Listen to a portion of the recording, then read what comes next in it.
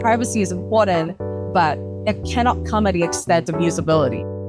Privacy in Motion explores how your personal data fuels billion-dollar systems, while examining who controls the rules of digital privacy and what it truly means to own and protect your identity. What would be more exposing to you if someone looked at the location history on your phone or your search history on your browser? Location. I don't want people to know where I'm at. Search history. And why? Sure. Because it, has all of your intimate things. Search history on browser, I would sacrifice location history. It could be dangerous. I can't even shop at the same grocery stores anymore because I frequently go there. And I don't know. What would be more exposing to you? If someone saw your location history on your phone or your browser history and your search history on your browser? The most exposing thing actually would be seeing my conversations with ChatGPT, I think. Whether it's in helping me process some of my deepest thoughts or whether it's about helping me write better, that definitely is the most revealing, and I would hate for anyone to see that because it would be, really, probably really embarrassing. Do you think that, especially the younger folks or the more social first folks, understand what digital privacy even is? I think that there is an understanding of digital privacy, and I think, I'm squarely in the millennial bracket, like smack in the middle of the generation. And so I feel like I've seen both sides. I grew up without having the internet, and then I kind of grew up alongside it. But I went through high school without there being social media. I think obviously as you've got older, there is a sense that, maybe I don't want everybody finding this. All of a sudden, all of these things that maybe we were feeling, but we didn't really know how to articulate, all of a sudden was put very clearly in front of us that, oh my gosh, there's a whole team of engineers literally engineering ways to keep ourselves addicted to our phones and keep ourselves coming back. And, the moment that they saw us losing interest, they were going to find new ways to capture us. Sure, it's not great that companies are taking our data and selling it, but I get a lot of entertainment anyway from seeing what other people are doing, so I'm just going to keep doing it anyway. So why do you think that, like the creator economy, let's focus there, that they've been willing to trade that off on the idea of fame and brand deals?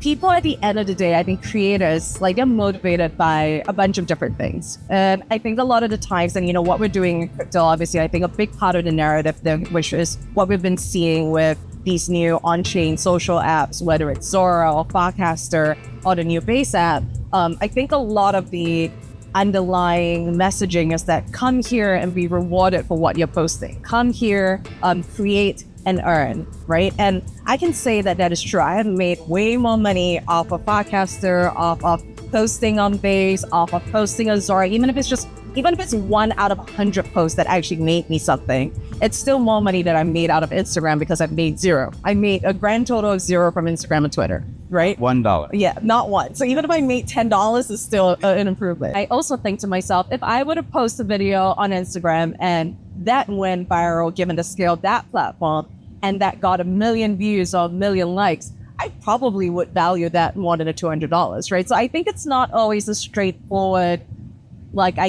ask or in terms of what values more to a creator and why they are willing to go down the conventional path, which has already seen a lot of skill, versus exploring some of these new models that are emerging. I think people are going to value their privacy differently. Some people care a lot, some people don't. And I think they are going to have to weigh that against the trade-offs at which it comes at. I think obviously I'm bullish on technology that's being worked on, like ZK proof technology that makes privacy easier, which ironically on a blockchain where everything is so transparent, you now have the possibility of that being, of not only your data being private, but also having full ownership of your data, right? So I think those are things that I'm excited about. I think we are still incredibly early. It's hard to say that privacy means X dollars to me, or privacy means sovereignty. I think it's whether we're trying to value it in terms of a nominal sum, or whether we're trying to value it in terms of a philosophy or a way of thinking. I think it's incredibly hard to label it, at least at this point. coming from Singapore, we're a very young country. We turned 60 years old this year. It's a big milestone. We have a very sophisticated, I would say, like GovTech setup, right? So my identification card is stored on my phone through an app, and that app has some, for the lack of a better word, like composability with other applications that are government related. I was actually surprised as I, over the years, would open the app for various things, and I'm like, wow, this thing knows where I went to school. And this is basically Debbie as a digital person. Yes. All of your data tied to one thing. Yes. And it doesn't sound like you get the choice to zero. expose anything or hide anything. No. From permissionless tech to permissioned identity, we've traced a path from scale to story, from infrastructure to individuals.